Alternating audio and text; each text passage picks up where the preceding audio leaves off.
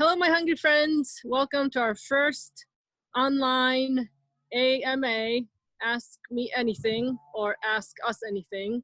I am joined by my blogging friend Lois. She is the star chef behind the Polish Housewife blog.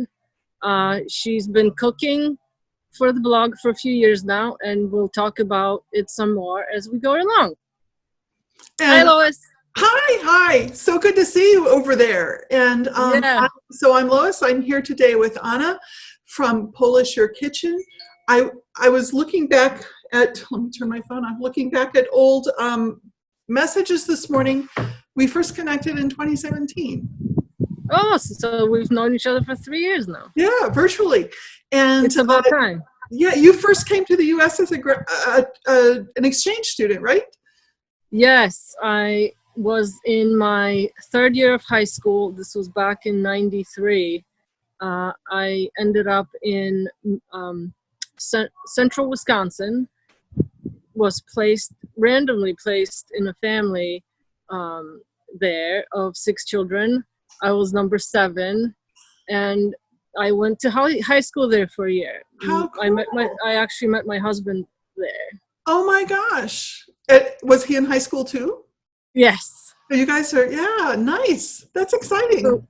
So we've known each other for a very long time. We didn't get married then in high school, but we met and we dated for a little while. And after my year ended in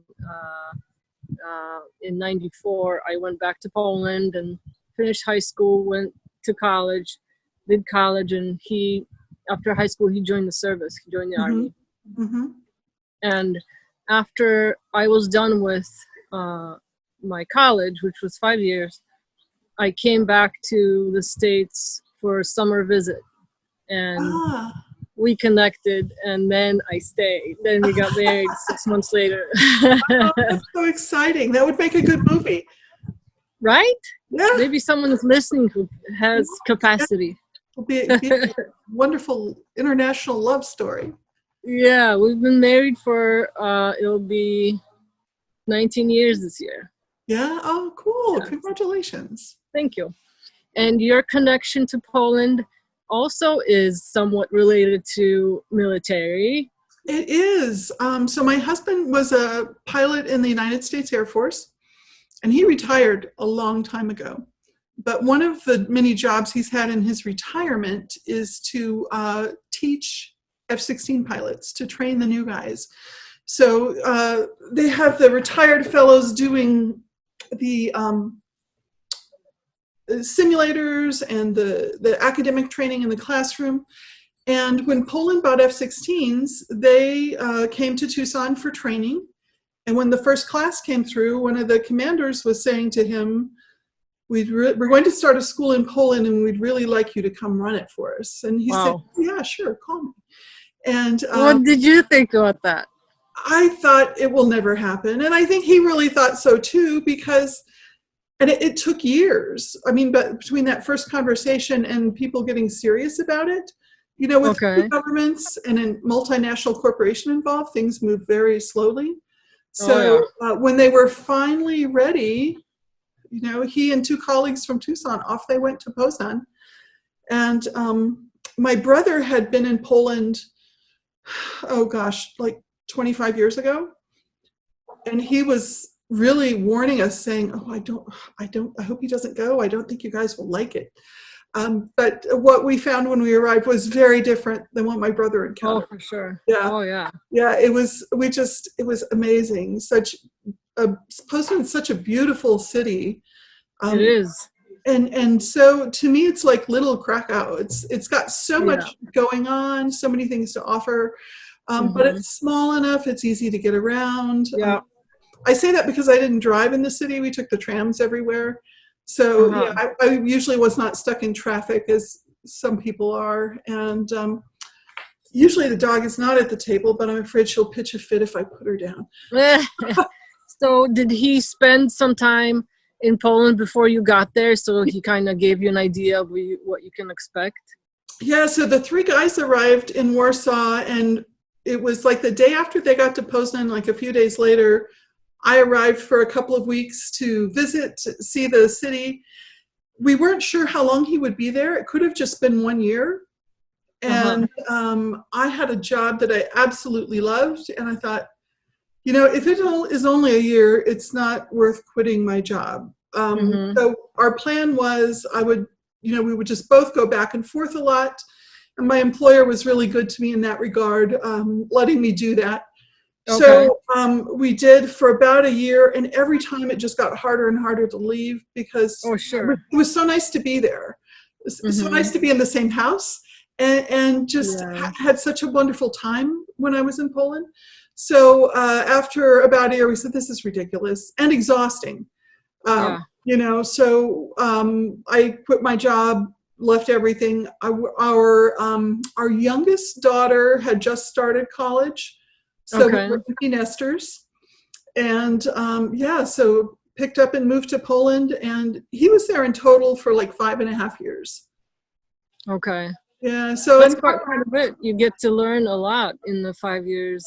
And we had such a good time. A Polish friend was visiting us last summer, and he said, when you guys were there, you were like really locals. And that was just the highest compliment. Yeah. But we didn't have a lot of other distractions. So we just got out and experienced as much as we could. What was, and I guess you probably had a few first impressions as far as Poland, but what comes to mind first? One thing that really sticks in my mind was driving from the airport to the hotel.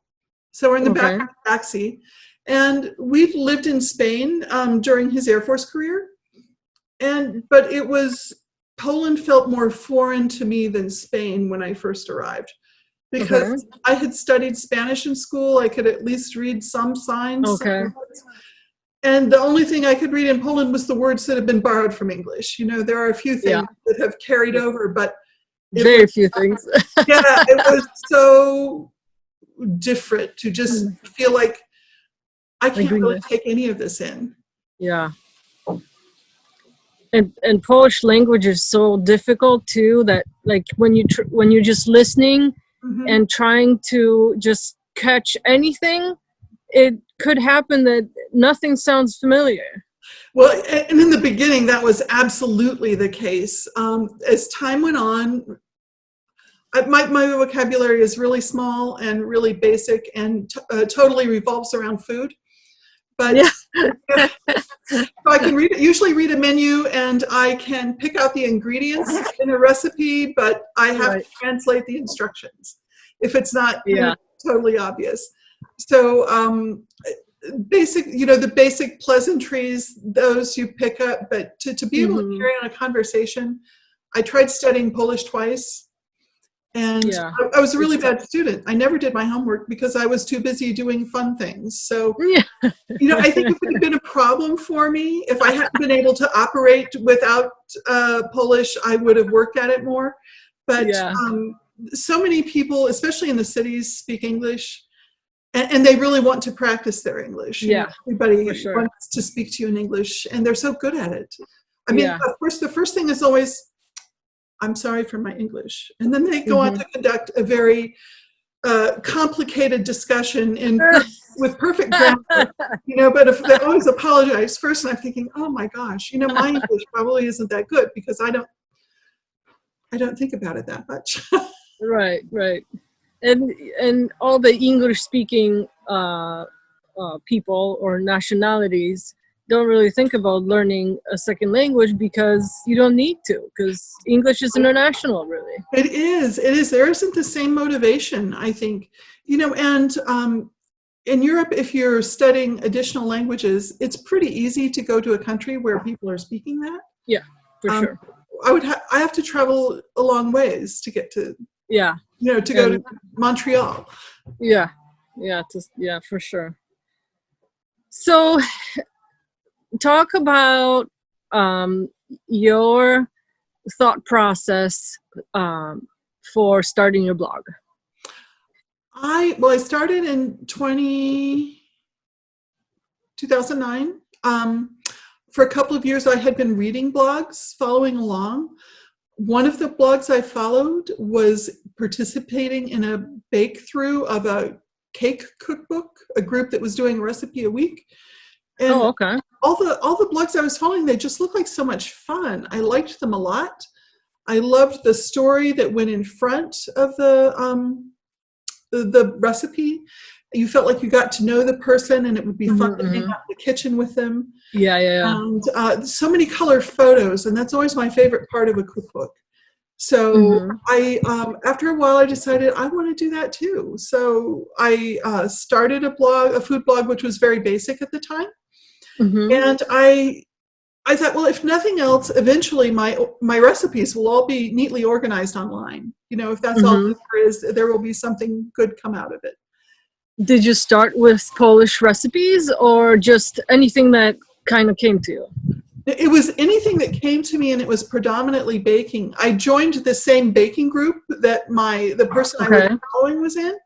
And so I did that every week. We were all posting a recipe on Monday. And it was funny how different they turned out with, 20 people all working from the same recipe. Yeah. Results. That's a really fun, that sounds like a really fun group to It was, and there's to have or to be part of. Yeah, we went through 2 books together, and are still connected online in many ways. So it's a great resource too. A lot of really talented bakers. So, at what point did you decide to switch to Polish food? So I started this about 4 months before I'd moved to Poland. And when I moved to Poland, I started adding in some Polish recipes because I was really curious to learn. These were new things to me, and it was exciting to learn them. Seemed like a really good use of my time while I was there. And I wanted to share it with people. And the funny thing is, I was finding more of an audience for what I was doing about Poland than anything else. Oh, wow. So there were people from Poznan who'd moved to the United States who enjoyed reading about my adventures in their hometown. I was finding people who were interested in Polish recipes. And when I knew we were going to leave Poland, I combined the 2 blogs and started taking on more of a Polish focus because that's where I found some traction. That's where I found an audience. And over time, if you want to start treating it like a business instead of a hobby, I try to keep that kind of mindset, and I try to write what people want to read. Yeah. So I bake and cook a lot of other things that I don't write about because they just don't get the same response. Right. Yeah. But there's even when I was starting my blog a lot later, like in I think 2015. And I noticed that there's not very many resources online for Polish cooking. Like a young person who is just either starting to learn to cook or forgot how something is made and doesn't have a cookbook. There's nothing really out there much. Yeah, it's a changing and improving. I mean, especially since 2015. I mean, sure. a lot more out there now than there was. But back then, there was hardly any, and I always wanted to write a cookbook, so my daughter would have something to kind of, so she wouldn't have to say, "Well, my mom used to make this, and I have no idea how she did that." Yeah, that's something we hear a lot. A lot, for sure. I was wondering about the name of your blog, The Polish Housewife, and I wonder if that was kind of a coincidence, or do you when you think of a Polish housewife, is that like a person that you have in mind, or do Polish wives kind of fit into one mold? I was curious to hear about that. Yeah, the name of the blog has generated a lot of conversation over the years. A lot of my international friends in Europe, mostly other Europeans, would say, "Why on earth would you call yourself a housewife?" But I think they tended to be younger than I am. And I guess my mom would have called herself a housewife. So to me, it does not sound like a derogatory term. Mm-hmm. Mm-hmm. And it really kind of started as a joke. The job that I loved when Ed moved to Poland, that, you know, no matter what job you have, there are days that are less pleasant than others, that are annoying and frustrating. And when I would have one of those days, I would say to my colleagues, my friends, I should just quit and go become a Polish housewife. because that's kind of what was waiting for me. I mean, I don't have kids at home that I'm raising. Right. I couldn't work when I moved to Poland. I couldn't have a job. I had permission to live there from the government, but not permission to work. And, right. You know, and there's the whole language issue. So I knew I was going to, you know, be the housewife if I moved there. And that was, even though I didn't work when our kids were young, I was at home with them. But that was my biggest adjustment, was not having a job. You know, what's my purpose? What am I here for today? So I kind of made learning as much as I could my work while I was there. Okay. Yeah. And how about your blog name, Polish Your Kitchen? You know, it took me about... What's that? Or it could be Polish Your Kitchen, either way. It was intended to be Polish Your Kitchen. Yes.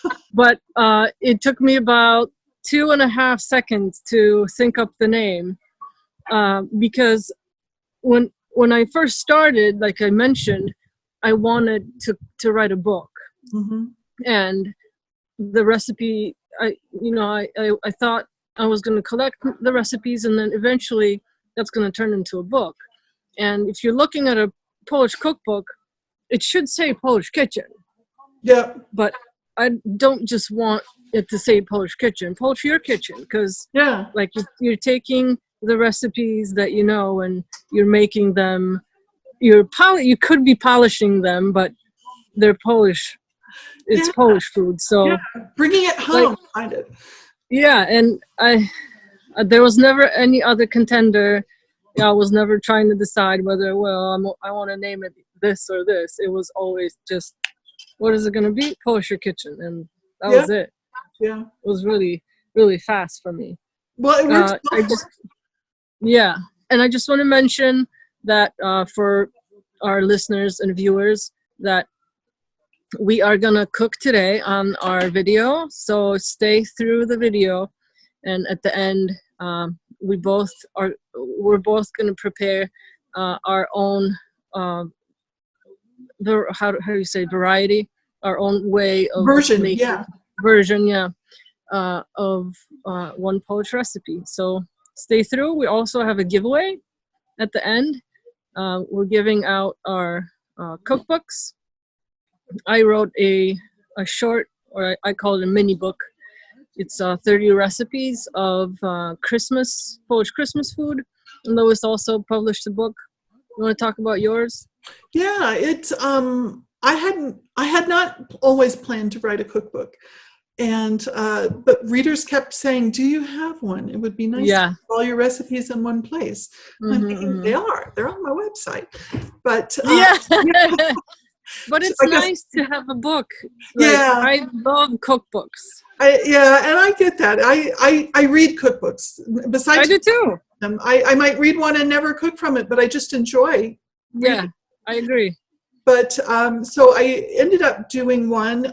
It's some of the recipes are already on my website. Some are not. Some are new, and but it's not a mini book. It's a bigger book, but just kind of the things that are most popular on my website and other things that seemed really essential to me that they be included. I didn't have a recipe on my blog for like a smoked sausage, and I thought this needs to be in there. So that's how. Did you make it? Did you then make and smoked it? Yes. Fortunately, my dad is a sausage maker, so had help. That's awesome. I had a recipe that I knew I wanted to do, and I didn't have to struggle through it. So I got everything and went out to my parents' house, and we spent a couple of days working on it, and I picked up a lot of good tips from him. So that Yeah, recipe was really long and wordy, and because it is a complicated process. yeah. It was And a especially challenge if to, you're doing the smoked one, yeah. yeah, a challenge to fit it all on the page. Since we're Mm-hmm. still staying separate right now, I haven't been to their house, so I'm not smoking anything. But I'm Uh-huh. thinking about doing maybe just białe kielbasa and Mm-hmm. not. So we've both heard a lot from our readers, or I know for sure that I have. This is a reoccurring kind of a question or statement. My mom or my family or my grandma made this dish. Mhm. I've lost the recipe. I couldn't remember part of the recipe. Uh, and I get those messages quite often, and it's kind of my fuel to keep going. Yeah, it's a good feeling to connect someone, isn't it? Yeah, because this is not a profitable adventure for many years until you can be well established on the interwebs. Yeah. So something kind of has to keep you moving forward. Otherwise, I mean, we'd starve to death. I mean, Yeah. not after maybe we could eat our own food, but you definitely can't live off of this. Right. I would never recommend it to someone who's looking to start a Yeah, profitable business get right rich. away. Like Yeah, I need to be making money in 3 months.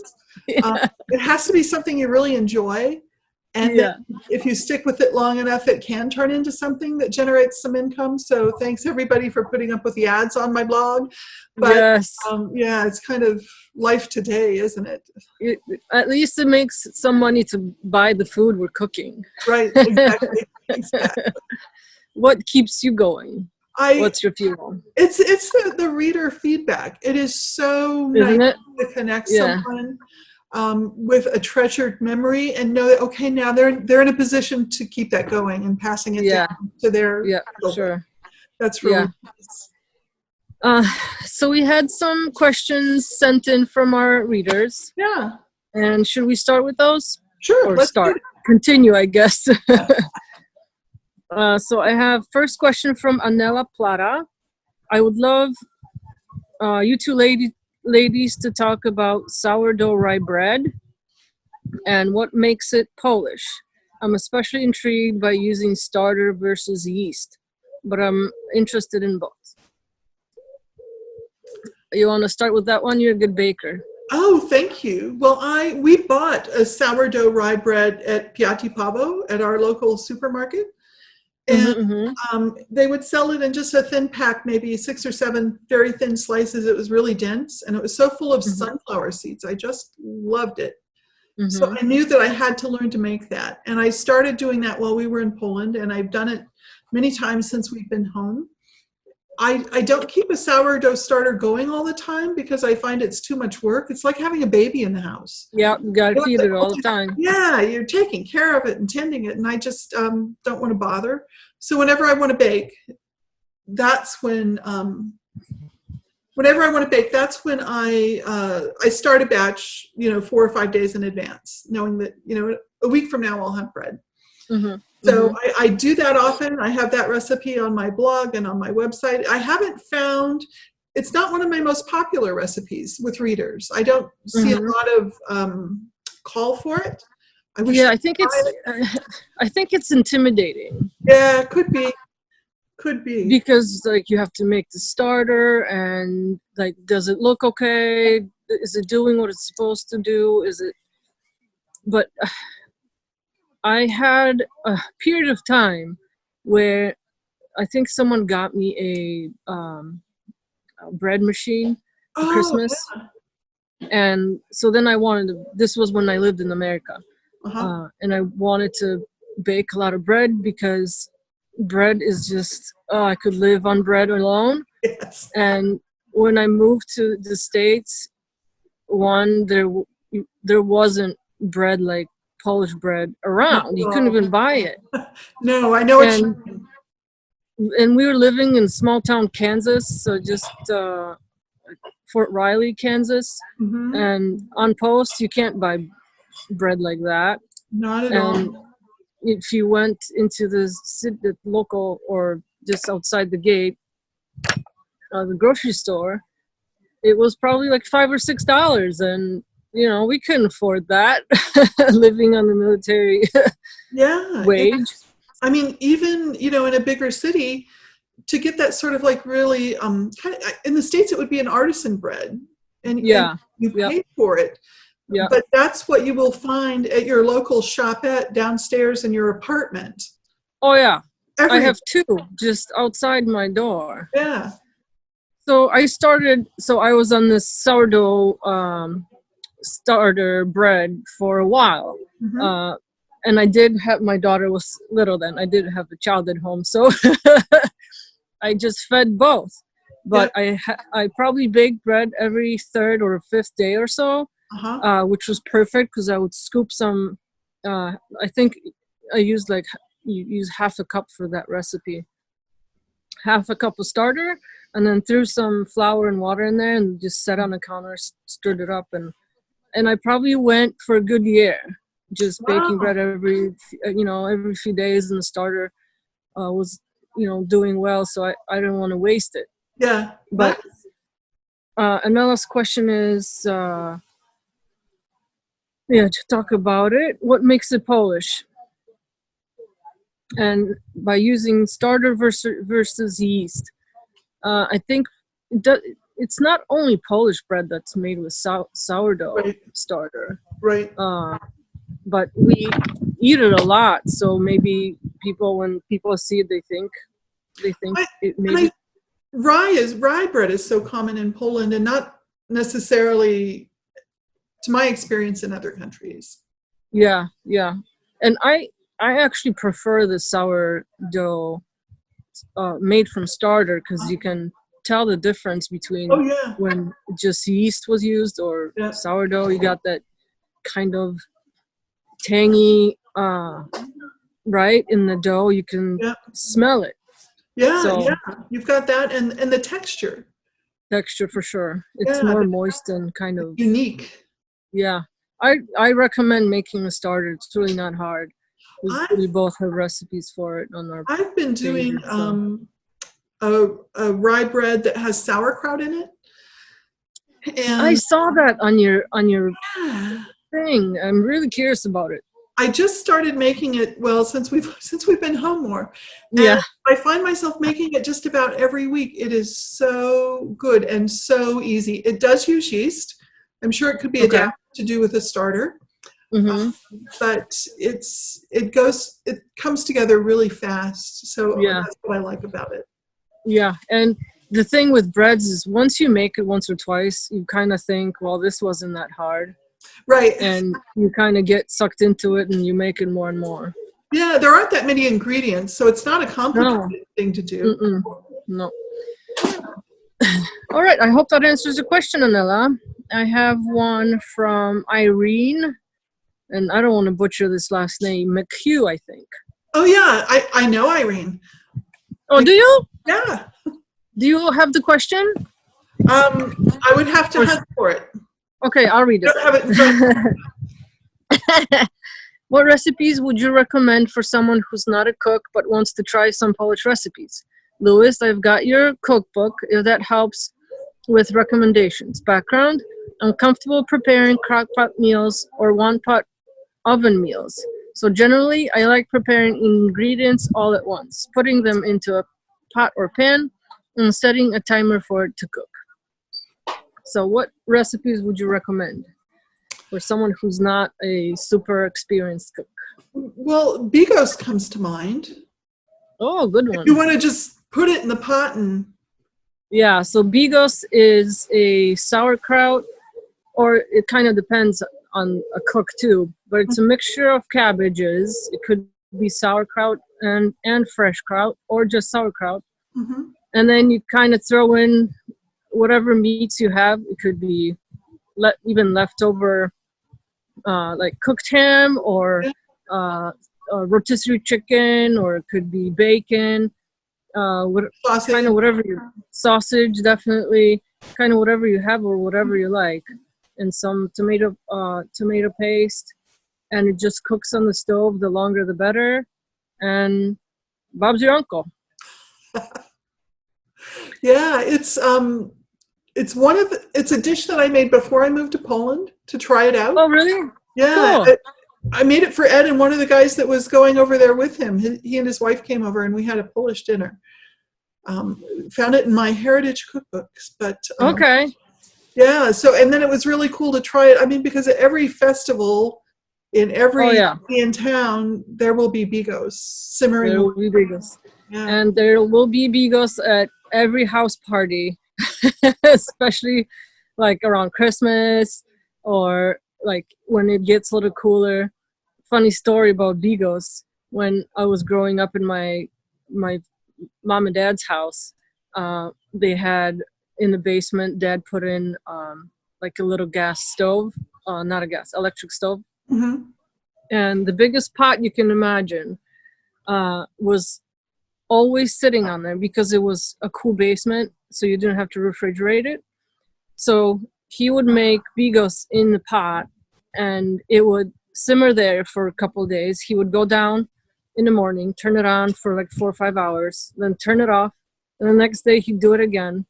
And since we lived in the area of the city where you kind of had to drive by our house, like it was the main drag in, a lot of people that would come from out of town, or my dad was doing business with different people. He was a woodworker. So there'd be always someone stopping by. So Mom would go downstairs to the basement, dish up a bunch of cabbage, bunch of bigos. And you don't have to worry, because we have to feed people when they come over. Absolutely. And, you can't just have tea or anything. You have to feed them. So exactly. And when I lived there, I remember my friend Claudia was saying that there was a big controversy because maybe it was Sanipede, like the sort of food sanitation people, saying you cannot serve something that has been reheated. You know, if you're serving it to the public, it has to be just made fresh. They're saying you can't do that with bigos. It needs to be reheated again and again. Yeah. That's when it's good. That's what it does, yeah. Let's see, what else can we think of? One dish meal. I just made gołąbki cabbage rolls video for my YouTube channel, and that's one pot meal. It's a little bit more complicated maybe, but it's not difficult. The hardest part in the whole recipe for me is to cutting out the core out of cabbage. But once you do that, it's smooth sailing, and it all goes in one pot, in the oven, out of the oven onto the table. You're good. But we have another question that deals with cabbage rolls too. Yes. And how to get the leaves apart without tearing them in an easy way. So the way I do it is I cut the core out, and the person who's asking can be on the lookout for the cabbage rolls recipe. It'll be posted on 1st June on my YouTube channel, Poacher Kitchen. But I cut the core out with a knife just by kind of sticking it around the core on the outside of it. So the whole core comes out, and then the leaves kind of don't have anything to attach to anymore. And I drop the whole head into a boiling water, and with tongs, as leaves will kind of come away, I pull them one by one. So I expose the cabbage by taking leaves off, so it's not just boiling the whole head all the time. Right. Gotcha. And it kind of is, you have to let them sit in boiling water for a few minutes, probably 3-4 minutes, so they are a little softer and they shouldn't break as easy. Once you get the crunch out of my mouth's watering. I just ate 2 cabbage rolls before our video. My usual process had been similar to that, but I would let hot water run down inside where the core used to be. Okay. Kind of work them off. Okay. And then just cook them in water for a minute till they were soft enough to roll up. Oh, okay. But this week I tried the thing I've seen so many people talk about online. Planned ahead and stuck the cabbage in a freezer overnight. I've heard of that. Yeah, Yeah, and so you have to, I mean, it took like 6 hours for it to thaw the next day, sure. but they peel off perfectly. Oh, really? Peel it off, cut it at the stalk, and it Mm-hmm. rolls up really nice. So, but I mean, but you've got to have a lot of time and be planning ahead. You can't do it Yeah. right then. So that was really nice and fast. But haven't you Okay. also used like I've seen you use different kinds of cabbage? Like maybe was it a Napa cabbage or? Yeah, I've used Napa, and I like doing Napa with just vegetarian cabbage rolls. So I do a mixture of kasha, buckwheat, or whatever kind of you have with mushrooms. I just like that combination of flavors. Um, this most recent one I did the other day. Here in Poland, we are very seasonal with our ingredients, and cabbage is just now in season. So And it's huge. they're huge, The yeah, and biggest cabbage you will ever see. yeah, and like the leaves are super dark green, and it's because it's young cabbage. It's a little bit softer too, or it doesn't take as long to cook, and it's not as tightly packed. The head isn't. Mm-hmm. So, and it kind of tastes a little bit fresher because Oh, then I think they have to peel the leaves off, yeah, and then it's stored, and obviously it's not going to be the same. But right. Fresher is so always better. yeah, for sure. So let's see, what do we have now? We have a question from Kani Krajewska Hillard. When making pierogi with intention of freezing, is it best to boil first or freeze before cooking? This is a super common question. I get this a lot. And I've done both. Oh, really? Usually, I think what I would do is probably freeze before boiling, but lay them out Huh. on a tray flat so everything is frozen solid Mm-hmm, before it mm-hmm. goes in the container. How do you do it? I never not boil it. Oh, okay, gotcha. Yeah, I always boil them, and because I think it's a nightmare trying to manage unboiled pierogi. You know, like something about the dough sticking all the Yeah, time, everywhere. And normally, when we make pierogi, we make them for eating right away, and then there's 150 left over. So, that but I makes do the same. Yeah, but I do the same as far as freezing them. I put them in, and now my freezing space here in Poland is a lot smaller than it used to be. yes. So I just have like a small, probably smaller than 9 by 13 metal pan. So I lay them, lay one layer, so they're not touching. Then I put a piece of parchment or Yeah, wax paper. Then next layer, until I get as much as I can, and I wrap it and put it in the freezer. yeah. And then, next day or next couple of days, I take them out and I put them in a Ziploc bag. Yeah, and it And sounds like a lot of work, but you put so much work into them, you want them yeah, to be nice. yeah, for sure. And then when you're done or when you're ready to eat again, I normally just pop them in a deeper frying pan with a few tablespoons of water, maybe like a quarter cup, and I cover them, and I just heat them until I can see that the dough is soft. Mm-hmm. And then I also put a little bit of butter before there, couple tablespoons. Uh-huh. So then when I uncover, when the dough is a little softer, I just let the rest of the water evaporate, and then the butter will brown them a little And they bit. just saute, yeah. Yeah, it's really easy. So how about you? So if I have boiled them, Mm-hmm. which is not as often for me because and I don't make pierogi frequently.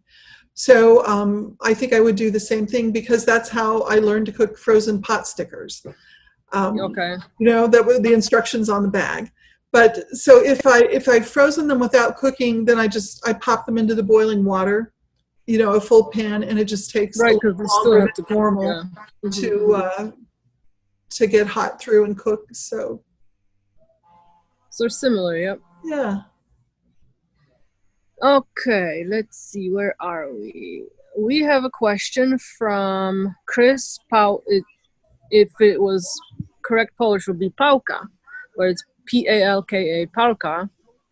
Hi, ladies. Interested in all the different regions of Poland and their respective foods. Is there a breakdown of regional foods? Thank you. There's definitely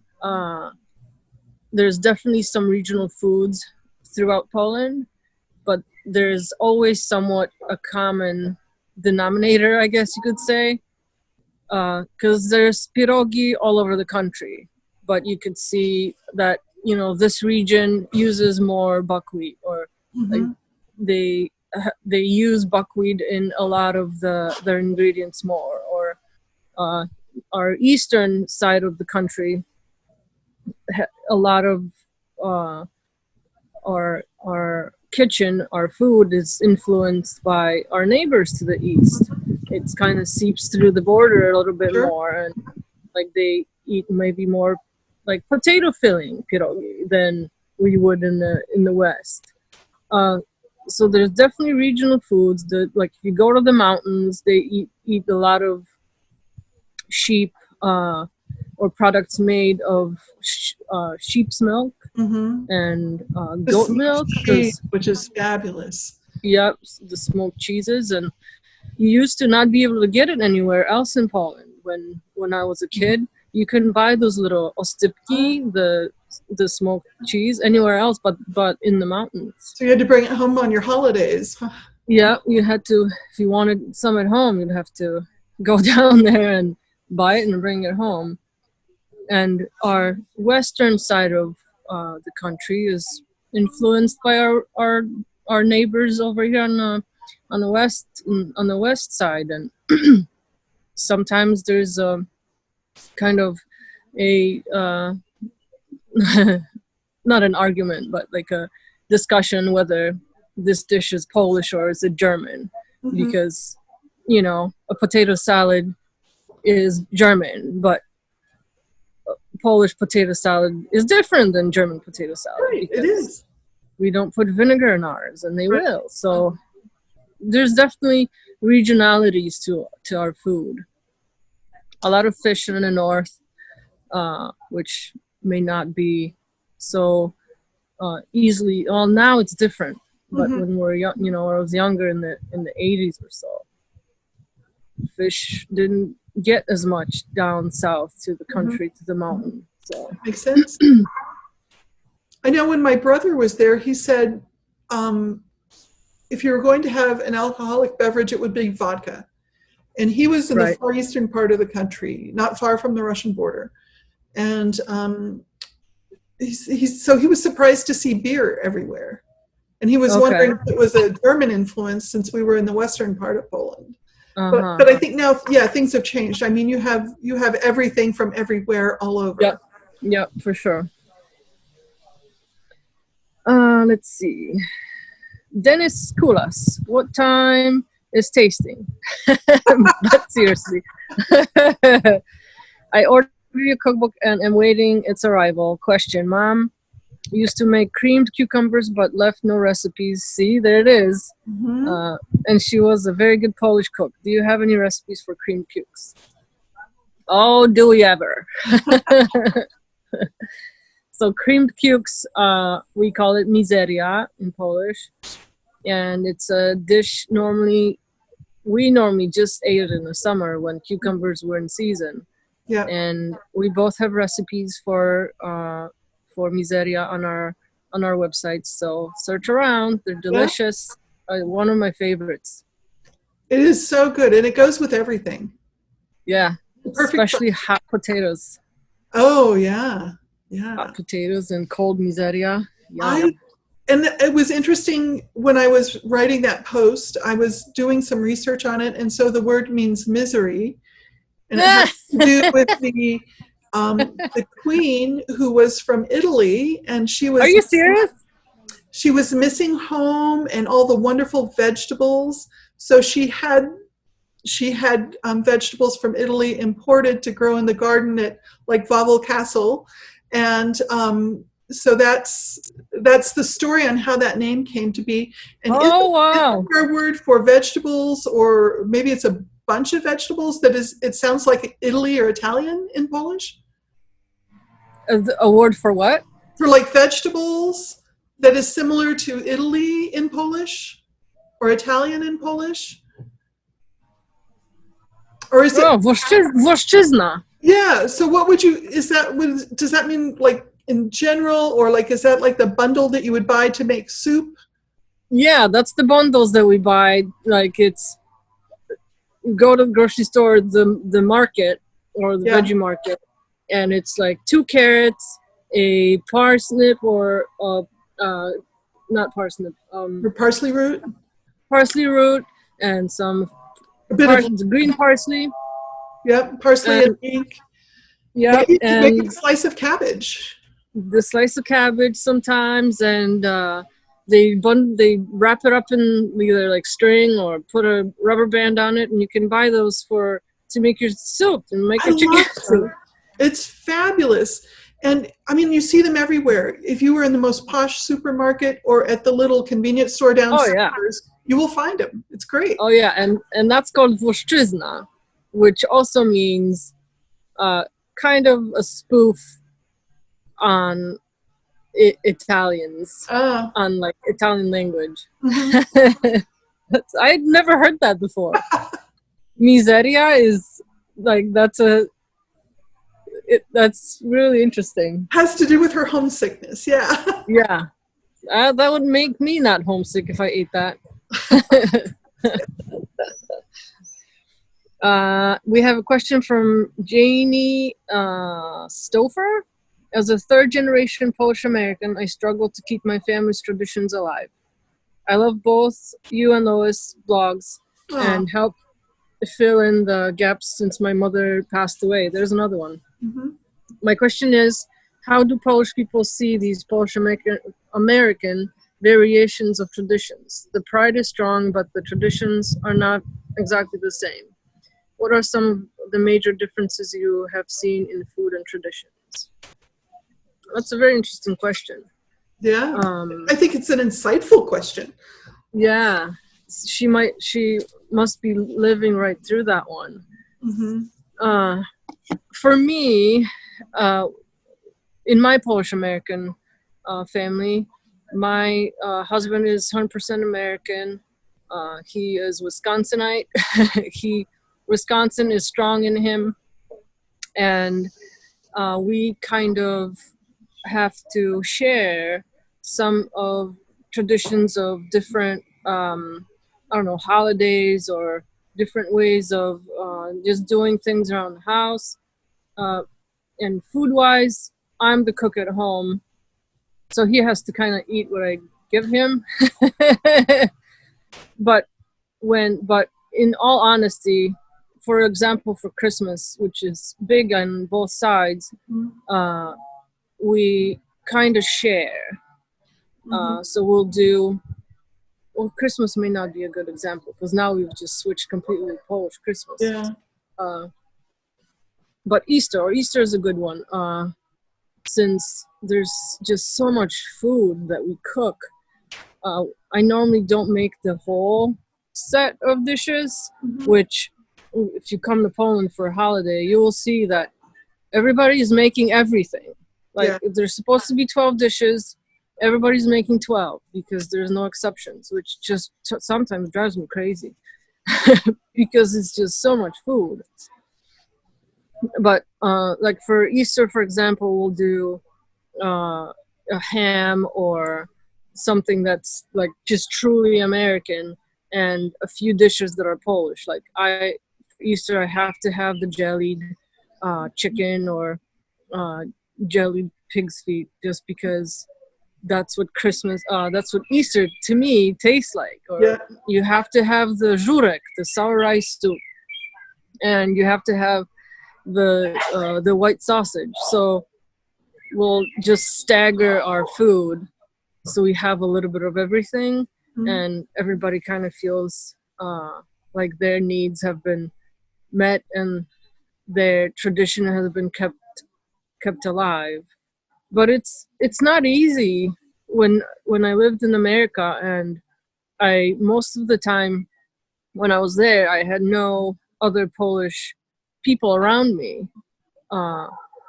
As a matter of fact, maybe out of the 17 years I lived there, maybe for 3 years there was a Polish person that I was friends with or that I had nearby even. So it was kind of hard to always do things, like we used to do it at home. And I never cooked 12 dishes at Christmas because it's just, it's just not going to happen. For the three of you, yeah. Yeah, for the three of us. And for me, it was really important to teach my daughter the language, because I couldn't, I just couldn't live with myself if she couldn't speak Polish, because my parents don't speak English. Yeah.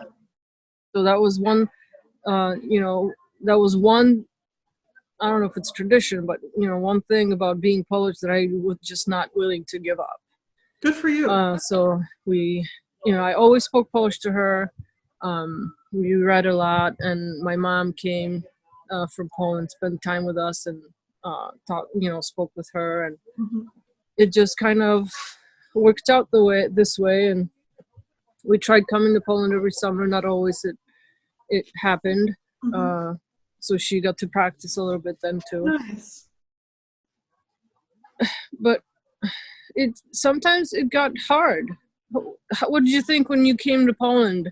And because being an American, even living here, you keep I'm sure you took on a bunch of new traditions.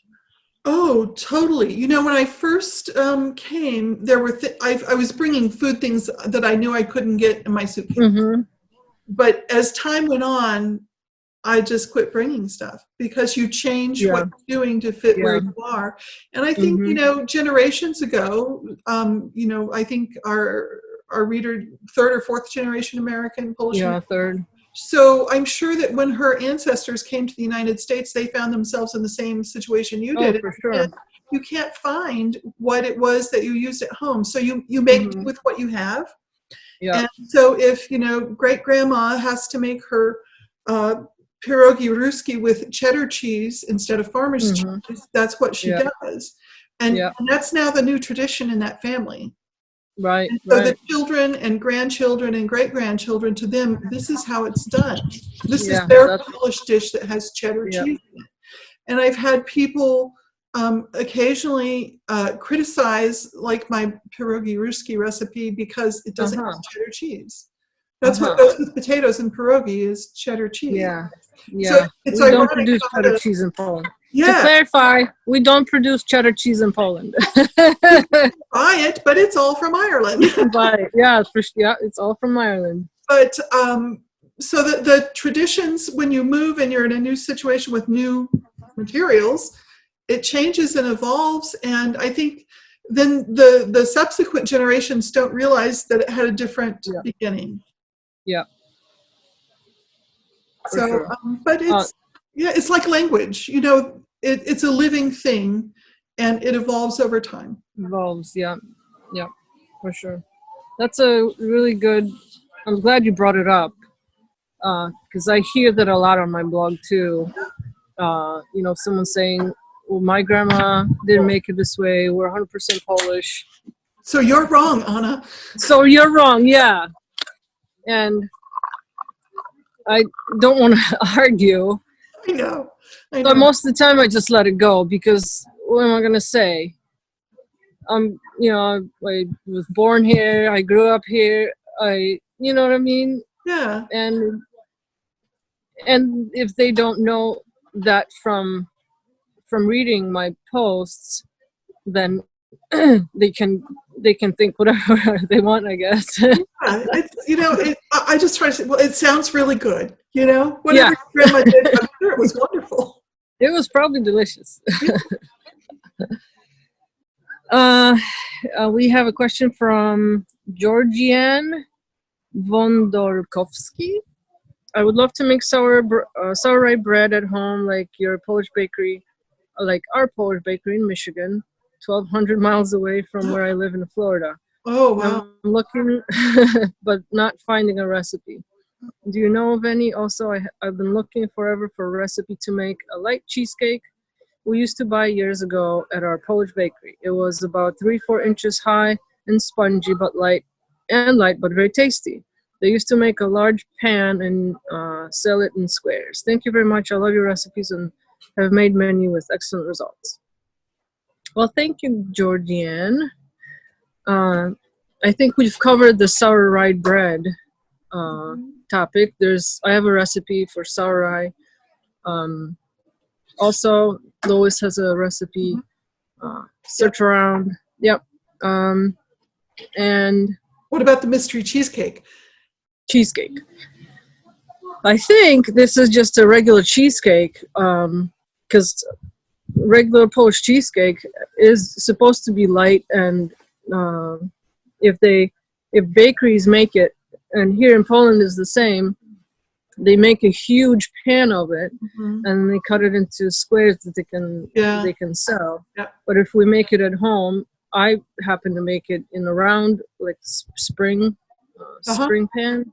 Yeah, that works well. Yeah, and I'm pretty sure you have a recipe for cheesecake. I've done a few, yeah.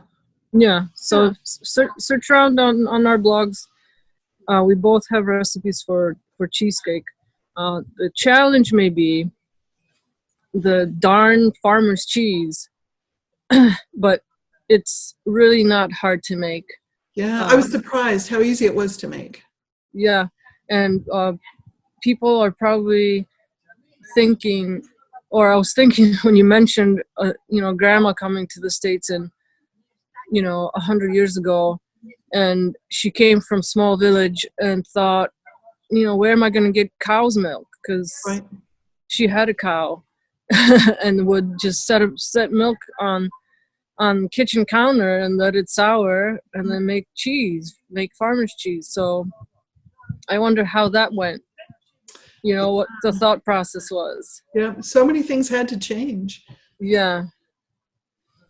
So just search around. We got you covered. I have a question from Peggy Thompson. Peggy Thompson Goodrich, Michigan. I have made pierogis. It says pierogis, but I'm going to say pierogi. Yes, please. I have made pierogi for 30 or 40 years using the Frugal Gourmet's recipes. Lately, they have turned out tough and chewy. So I went looking for a new recipe.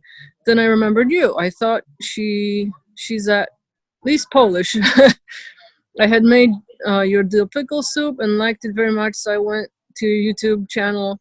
I watched it, realizing it was the recipe I was using. But your technique was different, with dry ingredients in the bowl first, then warm water, not cold, and baking soda added. I don't add baking soda. I add salt.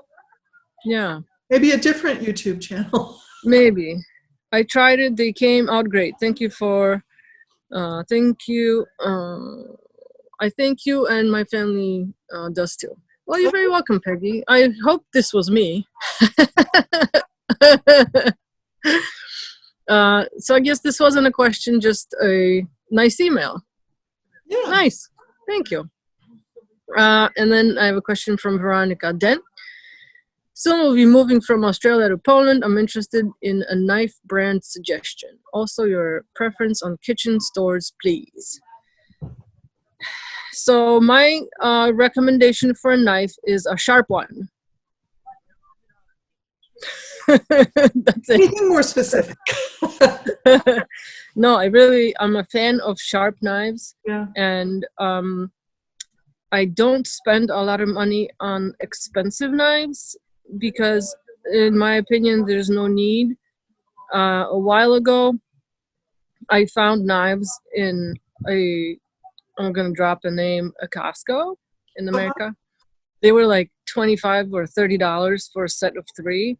So they weren't expensive at all. Like they have plastic handle. But I They needed have it. good quality products. Yeah, but I needed a large like chef's knife. Mm-hmm. And I noticed that a good knife for me is one that is kind of a softer metal, so you can sharpen it well. Even with like a at home, the sharpener that you run your knife through. And I can't recommend any brands because I have not really worked with specific brands, but I would try to find one that sharpens easily. So kind of a softer metal. And while I was there, because I knew it was short term, I think we were able to ship some things and hold baggage when it moved over. So there were a couple of knives, but other than that, we bought something at IKEA. No, Yeah. it would be a short-term stay, relatively speaking. Yeah. But where would you go to get your knives sharpened in Poland? I know here I keep hearing there are usually people at farmers markets that'll sharpen your knives while you're there. Where would you go to get them? Here in Poland, there are normally like little shops that do either keys. Oh, okay. And so it's like a key maker guy, locksmith, and he will sharpen your knives and scissors. Mm-hmm. Good deal. But I just use the at home, you kind of run your knife through a thing, kind of circles that overlap. And I feel like we bought one of those while we were there somewhere. Ours is like a V. Just okay. Through, and same idea. Yeah. And then preference on kitchen stores. Let's see. I like IKEA for sure. And Veronica, she said she's moving to Poland, but she didn't say where. But they're everywhere. And for a little bit better quality, there's a kind of gadgety store. They have some like ceramic type dishes, plates and stuff, glasses, and also some other kitchen gadgets. It's called Duka, Duka, kind of high end, a little bit more expensive. Like in the shopping malls at a Galleria? Yep. Or you can go to just a large grocery store and they'll have a kitchen section. Mm-hmm. A little bit less expensive. But there's a pretty good variety there. I saw some kitchen stores, say at Stary Brovar Mall in Poznan, and very, very nice stuff, but to me, very pricey. They had a beautiful 220-volt KitchenAid mixer that probably was 3 times as much as I would pay for it in the United States. Yeah, those are expensive. I have a friend who had a Kenwood stand mixer. Okay. Yep. I don't know where they make those, but maybe that's more of They're here. Around. Yeah. And you can buy stuff like that too at like electronics stores. They'll have a kitchen section. Yeah. So if you have questions, Veronica, just shoot me an email and I'll try to see if I can help you anyway. And then second to last question from Hedy Racikowski. I have your Polish Traditions book. So glad I bought it. I find everything you do so true to Polish recipes. I try making as many Polish recipes as I can. In Central Florida, a lot of ingredients for Polish recipes are not available. Shopping for ingredients online can be very expensive. Any suggestions on how to cook recipes when ingredients are not available? So that's a good question, right? We talked about it a little bit. Yeah. Up. I mean, and right now, I mean, our grocery stores are getting better here. They're not anymore. They're not stocked, but it's improving. Yeah. The last time I made Wodnik, there was no buttermilk. Oh, wow. I think I just cut it out. Yeah. So I struggled with that a little bit at first when I moved to the States. Like the biggest one for me was bread, obviously. Yeah. but also the farmer's cheese, the white kind of curdy cheese. And towards the end of my stay in America in like 2018, I was able to find it at a couple stores where I lived in outside Philadelphia. But, you know, that's a hugely populated area, and I was not surprised to find it there. But before that, it was really hard. So, like, I tried substituting, and two, when I write my recipes for our American crowd, I kind of try to substitute what would normally go into it. Like, for example, the cold cheesecake is not made with cream cheese here. It's made with this dairy product that's not even available in anywhere in America unless you go to Polish Deli. Yeah. Now, when I made it out of cream cheese, you know, added, you know, some vanilla and some yogurt and a bunch of other stuff, I was surprised how similar it tasted. So I did kind of take that into consideration when I write my recipes for American readers. And some things you just can't substitute. Like, for example, for me, mushrooms, wild mushrooms. Oh, yeah. And I, you know, went looking and looking, and I was able to find, it was online, granted, but there was just no other way. And I found a few different blends, and finally, you know, found the one that was spot on, like what you'd buy here in Poland. So Nice. I recommend it to everyone, and I can post a link if I can in the description here. When I was in Poland last time, that's one of the things I was bringing home in my suitcase. Several packages. Oh yeah, mushrooms for sure. Fried mushrooms, yeah. Yeah, and there are just so many here. You go to the grocery store and just bags upon bags. And the variety of fresh mushrooms is just amazing. I mean, just to see bins of chanterelle mushrooms, I'm thinking it's a mushroom, but I've never seen that before. Yeah. We have white button mushrooms, and now more recently the portobellos. But yeah, right. You have a lot more choice. Yeah, for sure.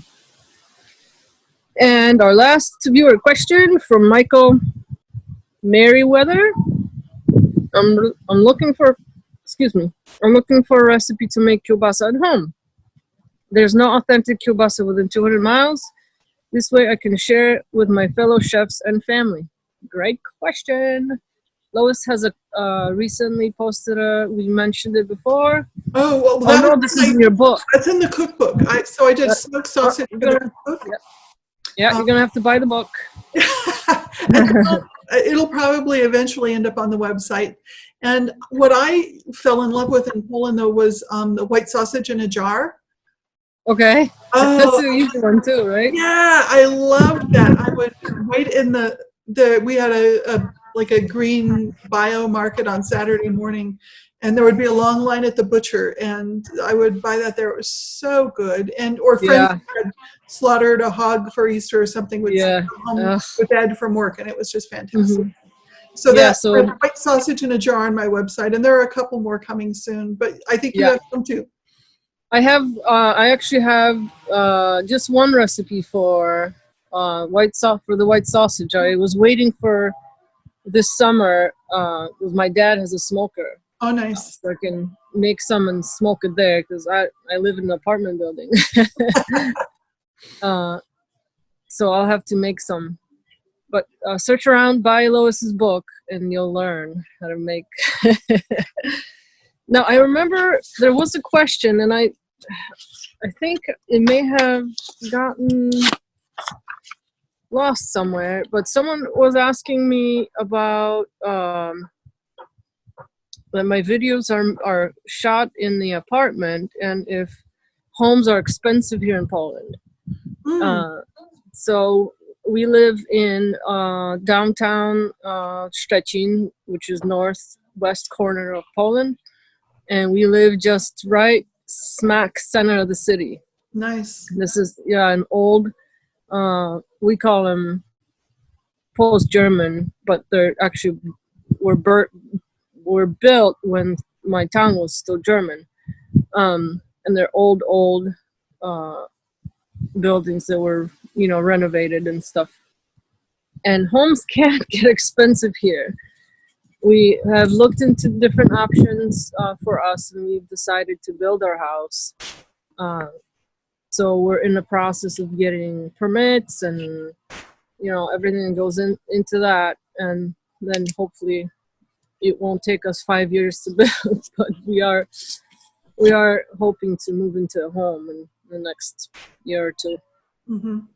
So that is it for our questions. I have a quick one here, or two. Oh, you do? But Okay. We've talked about the cabbage leaf question from Allison, but Amy asked about like a little Danish bite with a poppy seed filling.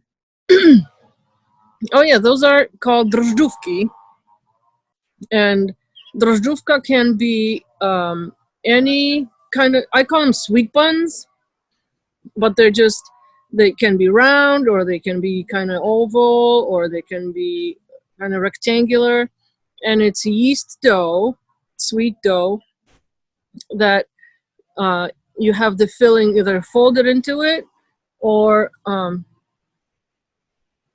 you have filling folded into it, or twisted into it, or just put on top. And they're normally like sprinkled with not breadcrumb, crumble. Oh, okay. Crumble and or maybe like a sweet water and powdered sugar mixture. What do you call the glaze? So I have a recipe for drożdżówka, but mine is with sweet cheese. But I do have it on the list to make. The other filling. I found something that is puff pastry with Polish poppy seed filling that I'm planning to do soon. Sure. After I started looking around for that, it sounded really good. And I did have something at a bakery that I just loved, and I've never figured out how to make. It looked like a donut kind of pastry, like a twist. But it was twisted, sure, and glazed. Twisted and glazed. Part of it had poppy seed in it, and part of it didn't. So delicious. Yeah. I have to try yours out and see if it's similar. Yeah. When you go to a bakery here, I have one. I have two just outside my door.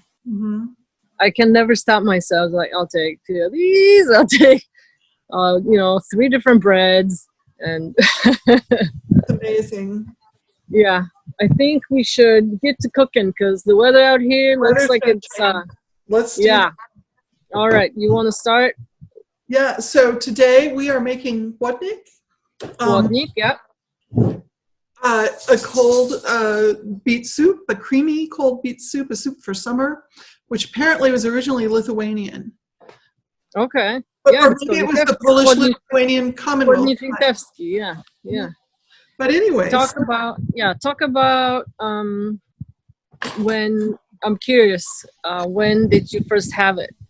Well, at first I saw it in restaurants. I noticed people having it. The color, it looks like Pepto-Bismol. Yeah. So you notice it when people are eating it. And so even before I moved over, while I was visiting in Poland, I had to try it. And I read a bunch of recipes and put it together. The one I make today is not that recipe. This is what a Polish friend taught me that I much prefer, much simpler. And I feel really silly. We're growing beets, this kind of candy cane kind of beet. Okay. It doesn't work for this. If you cook these, this is from your garden? It is, yeah. But, oh wow! But it's a winter crop here in Tucson. But the beautiful candy canes, it just turns brown when you cook it. So I had to buy red beets. Okay. So to do mine, because this is how my friend taught me, I boil them. Okay. And then we'll peel them before or after and grate them. But I've saved the liquid. So that's the little bit of water it cooked in is part of my stuff. Okay. And then I dump in my shredded beets. Okay. And lots of other shredded stuff. Okay, what goes in yours? So a couple of cucumbers. Fresh? Yes. And I'm going to put in about a cup of sour cream. Okay.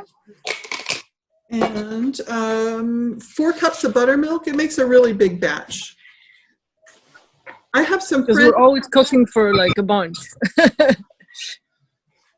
or you're eating it all week. Yeah, that's okay. I have friends who made this recently. I sent them the recipe, and they, rather than cooking the beets in water, because my friend is really big on adding flavor, so he doesn't cook much in water, they cook the beets in stock. And left that as part of their base before they added everything else. And I'm doing 4 cups of buttermilk. Okay.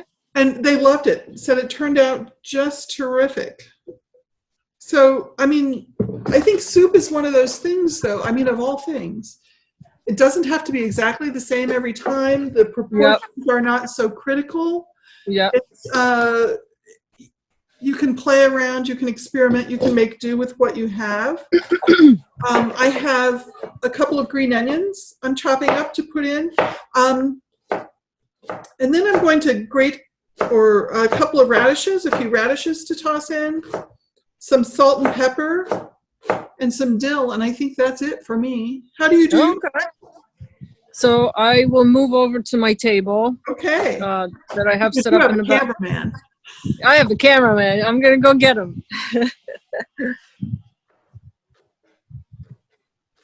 So I'm chopping my green onions, which just smell terrific.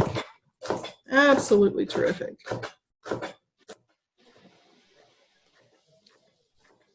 The first time I made this, it was the craziest recipe. It had pickle juice in it, of all things. I mean, I love it with pickle juice. Yeah. So my cameraman is coming. Good deal. I'm gonna switch. I'm just gonna switch my view. Okay. It's plugged in. You're shooting from there. Ellie, you have to sit down.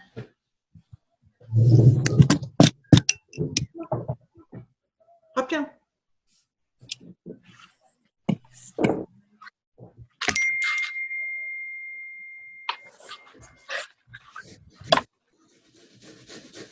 Yeah. I'm doing my radishes on the small side of the grater.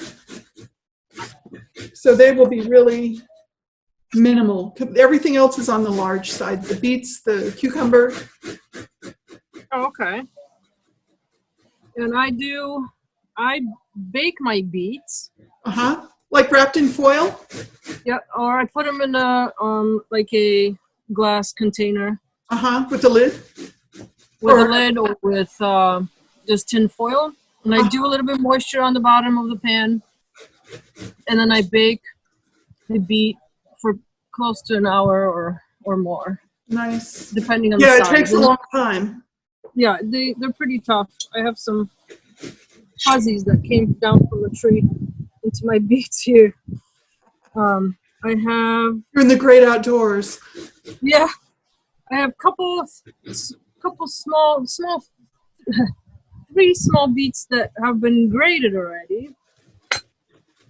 And I also put in radish, and mine is also grated already. So I'm gonna add it in here.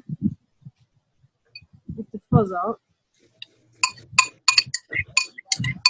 And and like you said, this will turn out differently each time, because each time we might put something different to it. And I have green onions with the whites, and I have dill and parsley. I'm gonna slice. I need to go grab a knife. I'll be right back. Sure. So I've just put everything into my pot. I have the cooking broth, the shredded beets, the shredded cucumber, the grated radish. I'm going to put in a good amount of dill. To me, dill is like the proverbial Polish spice. I have never cooked with it quite as much as I do now. It goes in so many things. I even put it in mashed potatoes now. So pepper and salt. I'm just stirring it all up. I've got all the dairy in there, the sour cream, the buttermilk. Give it a good whisk. Make sure it's all combined. And what do you know? I've got Wodnik. I love your garden home. That looks so beautiful. Thank you. We've been coming here a lot with, you know, trying to stay separated and stuff. Yeah. So I got my herbs in. And, oh yeah, I need to chop these up. The white onion and green onion.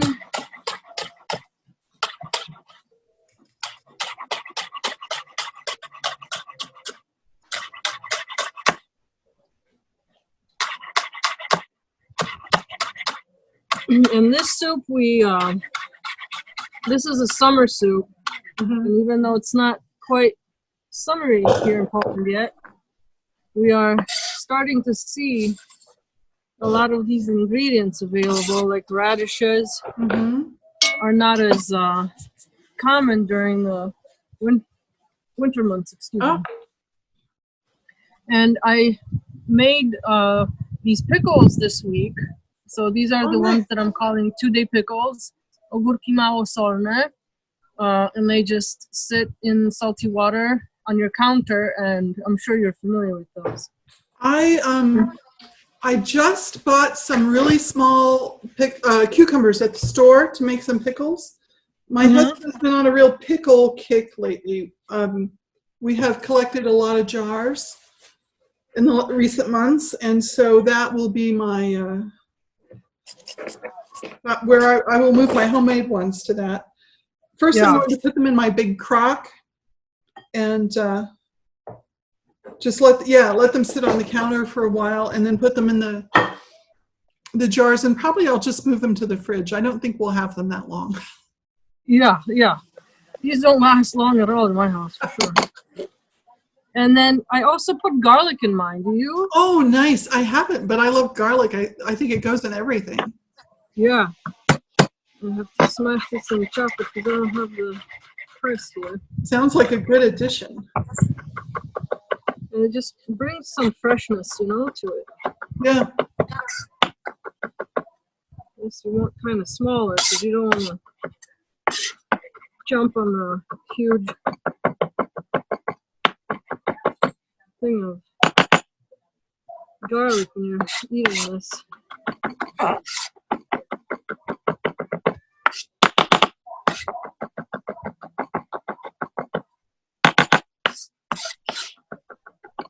So go ahead. I was just going to say, I have friends who were put off by the color of this soup, who refused to try it because of this soup. I think the guy behind the camera can say the same. Like, no. Soup. What? I know. When I was coming home to visit family in the United States while we were living in Poland, I emailed two of the local morning talk shows in Phoenix and in Tucson to explain my situation and say, would you like me to demonstrate some Polish recipes on your show while I'm home? And I was really surprised they both said yes. And the show in Phoenix said, can you do 3 recipes? So I made Wodnik at both places just because it was so different, you know, really. Oh, yeah. Nowhere in the world they have this. And it's something that, you know, you can prep so much and it goes together really quickly. So it's kind of ideal to put on television. Oh, yeah. Yeah. And I'm not using buttermilk today because I found kefir. Is there a word for this? Kefir is buttermilk. Like, I mean, it tastes like buttermilk. I don't know if we have an American equivalent to it, but listen, I drink it as buttermilk. It tastes like buttermilk to me. It acts like buttermilk. It has a little bit more watery consistency than buttermilk does. Okay. But I have not seen anything that is equivalent to kefir in the United States, except for buttermilk. Yeah, we're starting to get it now. Aha. Yeah, at least in most of my stores, it's sometimes the plain is hard to find, but I can always find fruit flavors. And in some stores, I can get it plain. And I'm adding a little bit of salt and also a little bit of sugar to mine. Oh, nice. just maybe like half a teaspoon Uh-huh. of sugar, and then a little bit of pepper, probably a quarter teaspoon, and a squeeze of lemon, just to add freshness, and a tiny bit of vinegar, maybe a tablespoon, maybe even a little bit less. And last but not least, I'm adding pickle juice. Nice.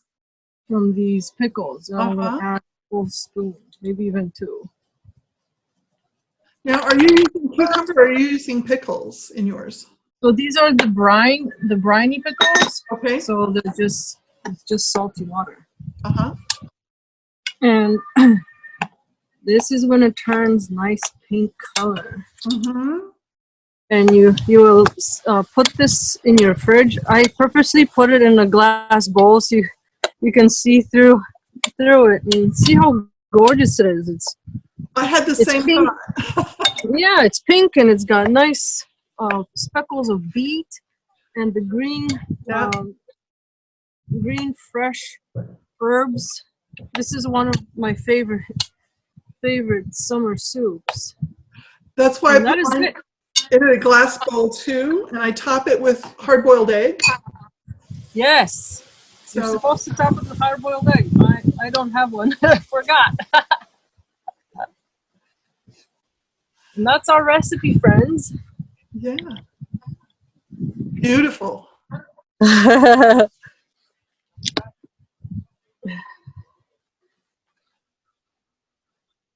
Thanks, babe. You are welcome. I will be looking forward to eating that when we're done. Yeah, we're set for some meals now. Yeah, let me see yours because my camera was backwards. So. Oh, there you go. There we go. And this soup will also turn out differently each time, kind of depending what you have. Yeah, exactly. I hope people try it. If you've tried it, please let us know what you think. If you haven't, please try it, and also let us know what you think. Be brave. Be very brave. Be brave. Yes. Yeah. Hopefully, you will be pleasantly surprised. I will. Yeah. So I think we have come to a conclusion of our little chat. Yeah, it's been great. And we will do a giveaway. Yeah, Lois